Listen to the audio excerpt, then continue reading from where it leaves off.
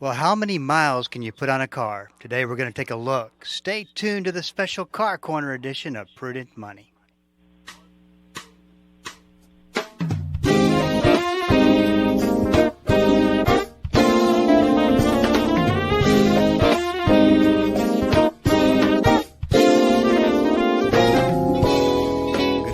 This is Bob Brooks, and you are listening to the special Car Corner edition of Prudent Money.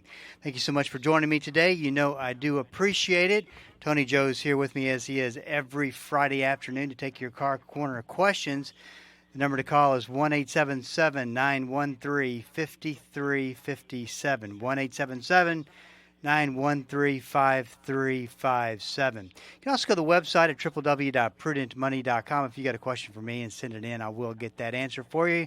There's a lot of ways to get information. You can start at prudentmoney.com.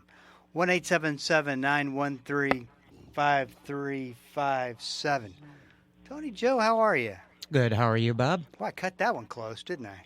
Well, you know, sometimes it's amazing how you can come in here 2 seconds before I think and that just kind of know biologic time-wise that, we're about to begin. I was out talking to Alyssa, and I thought to myself, I think I've got less than 10 seconds left.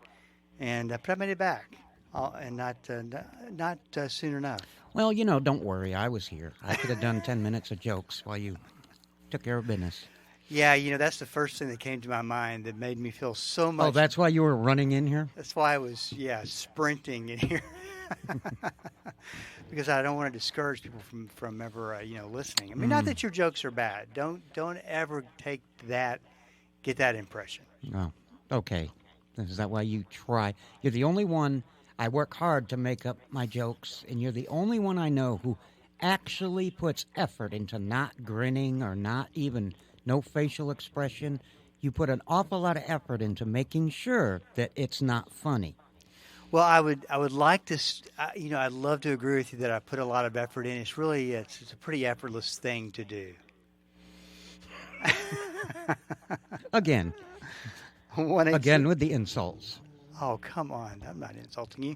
1-877-913-5357 is the number to call if you got a question for Tony Joe.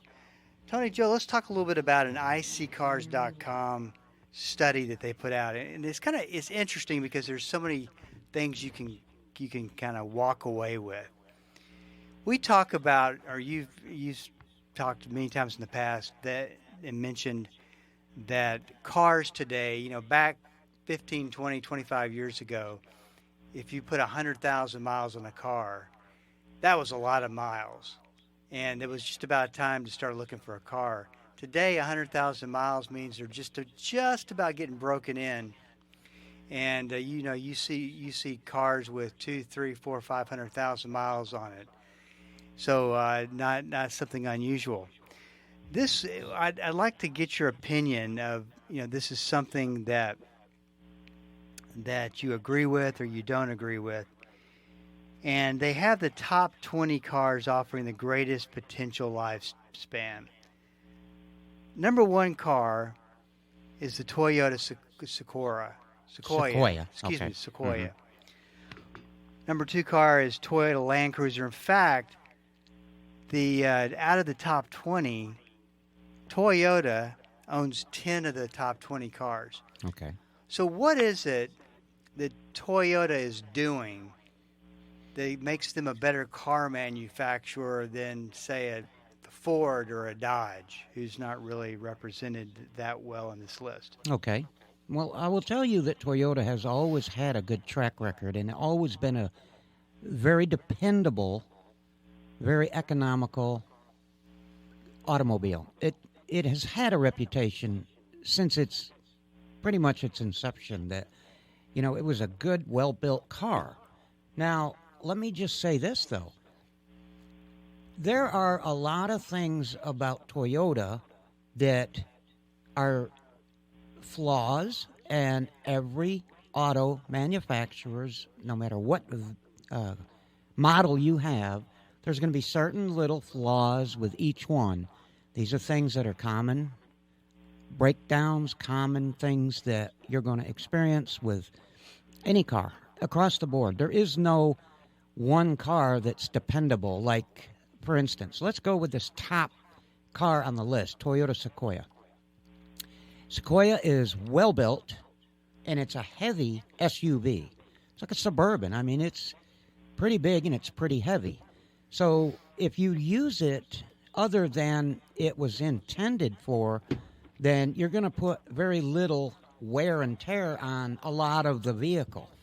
So you're going to experience quite a long distance experience, a lot of mileage that you can get out of this vehicle simply because it was built for a certain purpose, and everybody that buys one may not actually be using it for that exact purpose, which is good in a way. But I will say that if you bought a brand new Toyota Sequoia and didn't take care of it, it's not going to last any longer than any other car.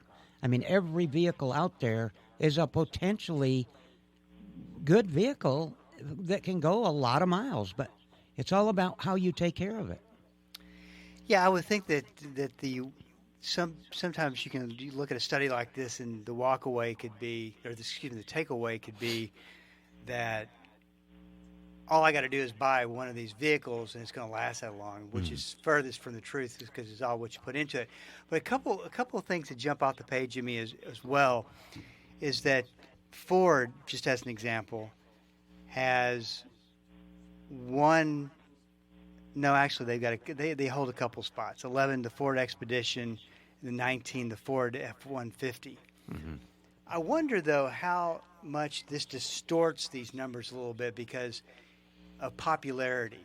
I mean, if you look at it, there's a lot of Ford F-150s on the road. Right. In fact, if you took a list of most popular cars and most cars on the road, I would think they would be in the top 5. Oh, definitely. Ford Yeah. F-150. Ford Expedition, same thing. Right. So I wonder if that distorts the numbers a little bit as far as having more sample size. Well, it's very likely that it does. Did they have Explorer or Expedition on that list? I'm just curious. Expedition.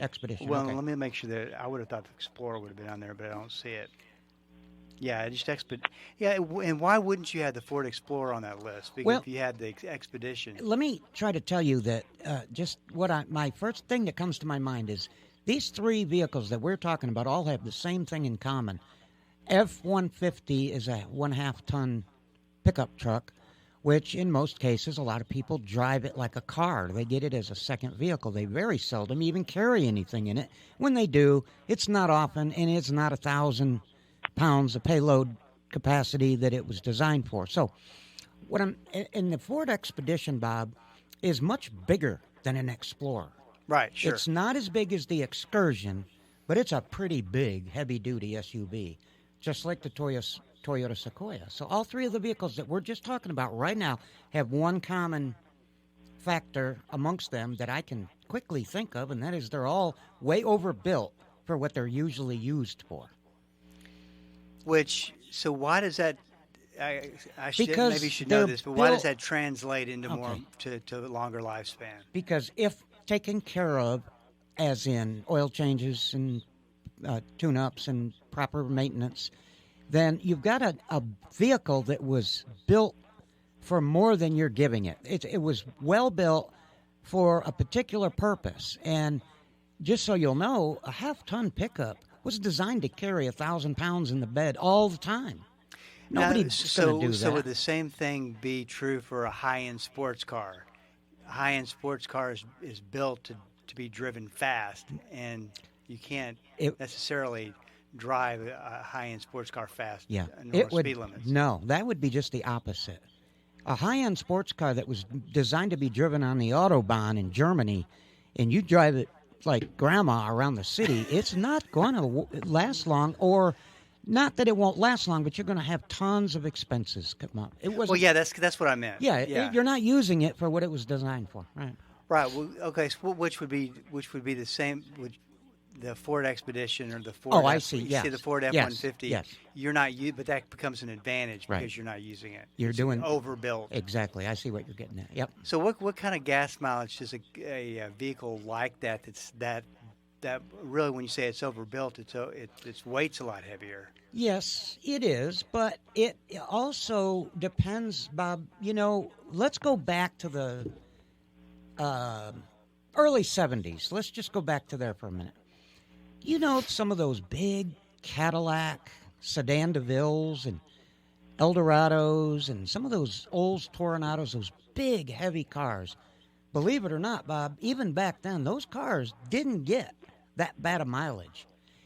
And here's why. Because the people that would own those cars usually were older folks that didn't drive like 16-year-old kids. And, even though they're bigger, heavier vehicles, the rear end, the transmission gearing, everything is designed to allow that vehicle to work somewhat efficiently if driven properly. So driving habits, Bob, that's really one of the biggies. You get a Sequoia that weighs, 5,000 or 6,000 pounds and start driving it like a sports car, and it's going to break down. You can't abuse it like that. It wasn't built for that. So most people that have a Sequoia usually have a lot of kids, or they have some use for it that they buy it for, like carrying around, let's just say they're, I don't know, what do you call that when everybody goes to work? Carpooling, things like that. There's just reasons you want more room and carry more people. So that's usually why they get it, but that's not really what it's designed for. It was designed to be a workhorse, kind of, and it would have put a lot more load on the engine, just like an F-150. You load it down with 1,000 pounds and use it as a work truck, it's going to work harder. So will the engine, the transmission.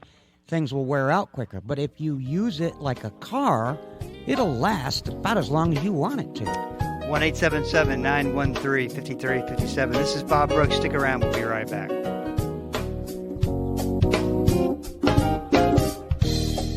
The Word for Today is excited to announce the new official online home for the ministry of Pastor Chuck Smith and Kay Smith, pastorchuck.org.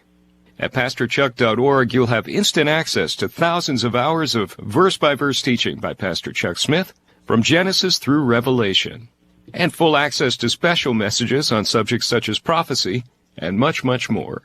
Also at pastorchuck.org, a full library of great teachings by Kay Smith, and a section where you can read some of Pastor Chuck's books online, all free of charge. So visit the new official online home of the Word for Today and the ministry of Pastor Chuck and Kay Smith, pastorchuck.org. Spiritual attack may happen anytime, any place, to anyone. Pastor Greg Laurie says better prepare now for what you may face then. This week on A New Beginning, he offers practical insight on strengthening our spiritual resolve, drawn from the story of Shadrach, Meshach, and Abednego. Join us this week on A New Beginning. Weekday mornings at 7:30 on 91.3 KDKR. In 1 Corinthians, Paul reminds us to run the race of life to win the prize. Join me, Dr. Erwin Lutzer, for Running to Win. Be strengthened to finish your race with confidence. Listen daily, 8 a.m. on Bible School Radio, 91.3. Welcome back. This is Bob Brooks, and you are listening to this special Car Corner edition of Prudent Money. 1-877-913-5357. That is the number to call, and I do have a line open. Back to the whole sports car thing, because this kind of fascinates me. Okay. So just to tee this back up, we're talking about a Ford F-150. It's overbuilt. If you don't drive it to its capacity, it does, as a positive, it should last longer. Yeah, it's a positive for that. So, yeah. But a high-end sports car, if you don't drive it to its capacity, you don't like it. No. And so here's the question.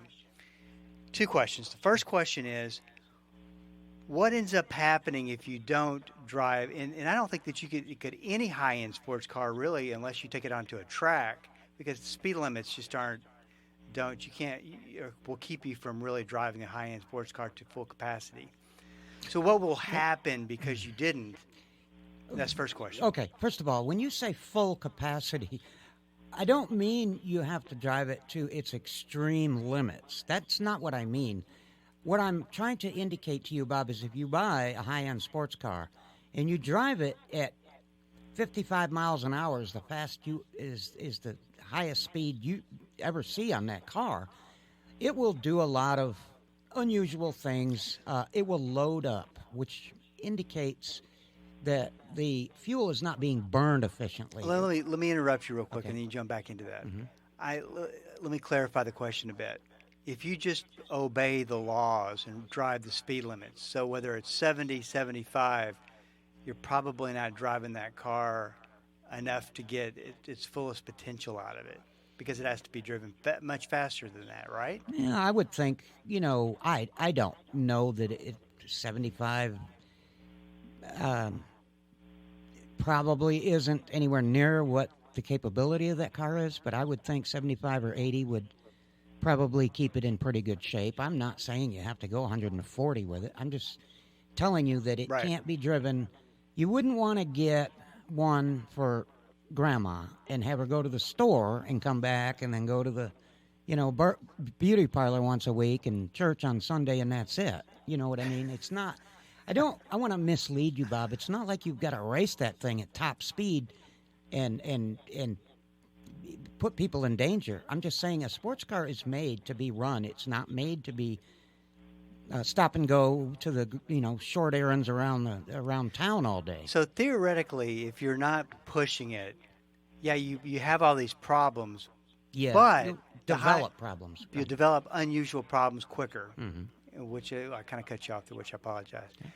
But it's still, if you're not driving to its full capacity, even though you have all these high maintenance bills that you continue to have to, theoretically could last a very, very, very long time. It's just you just don't have to pay for it. The maintenance would be so Well, expensive. okay, yeah, right. Fair enough? Yes, fair enough.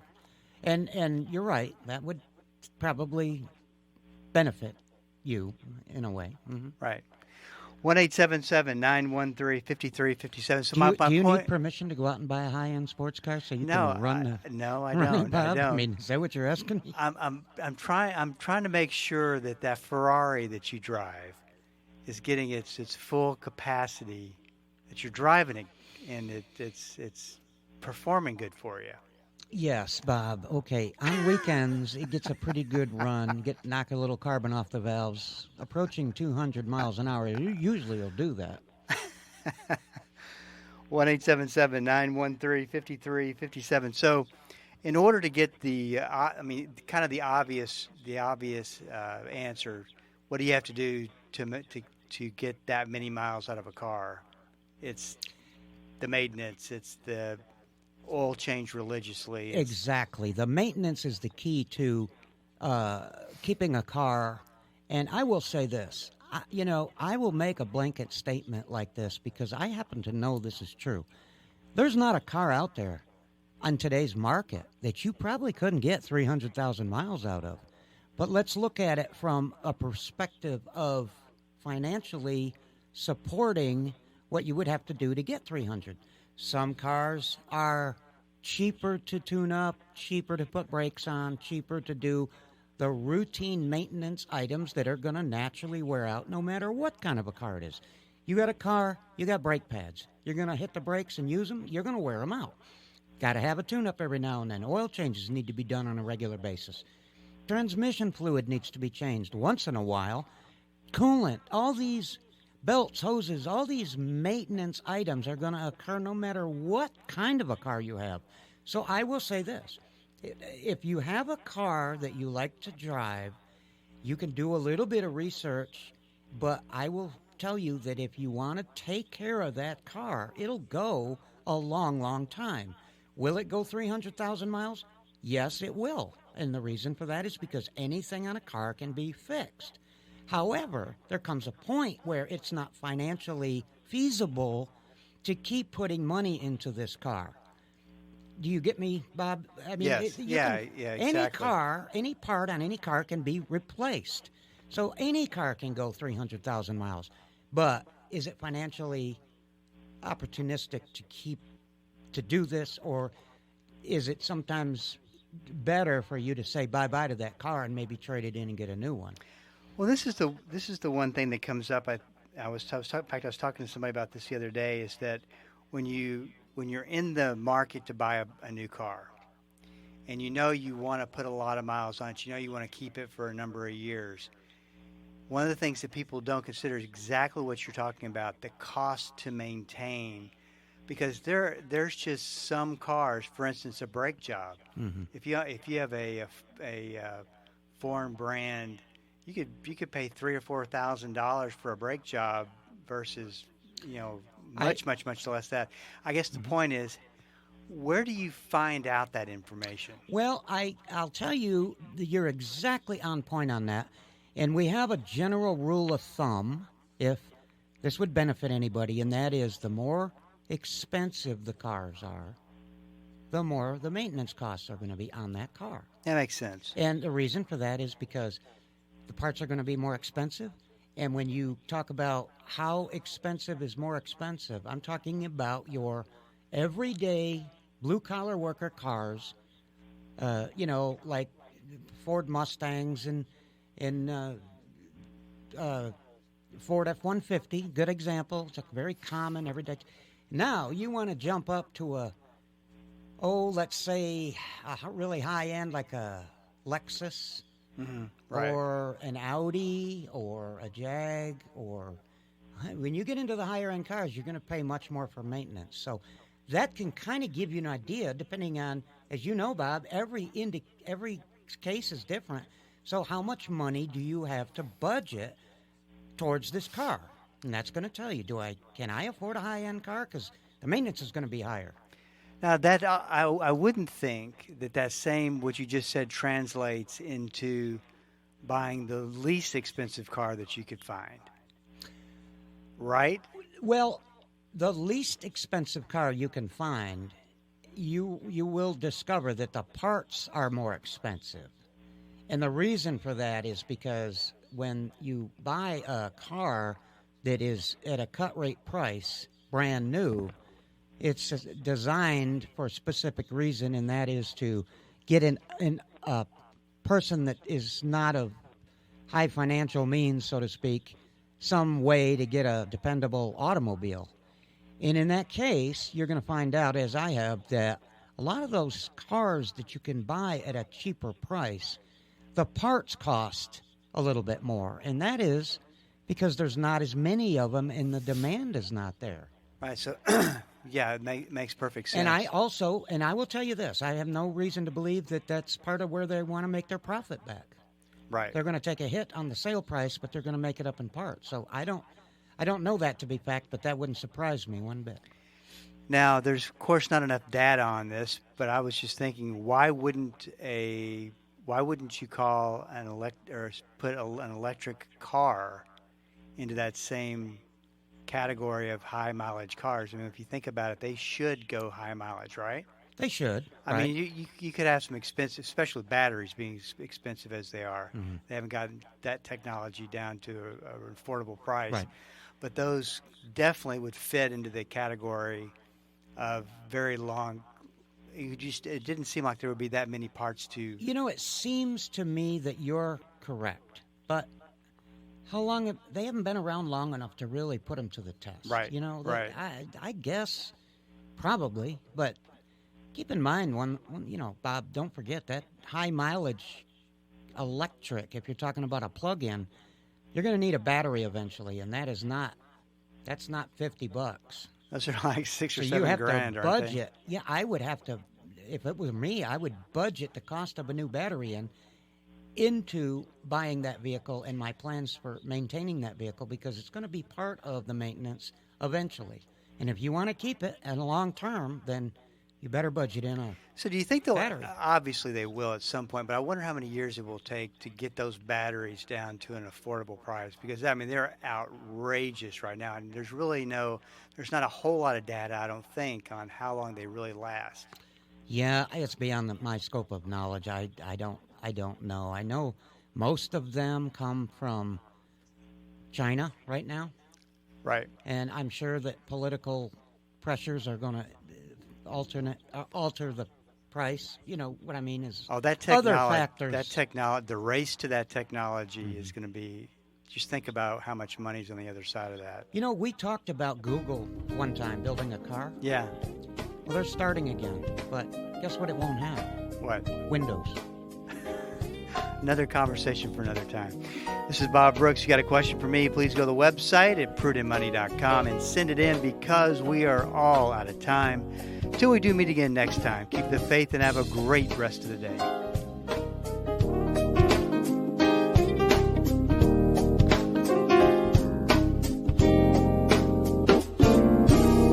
That's all the time we have for today.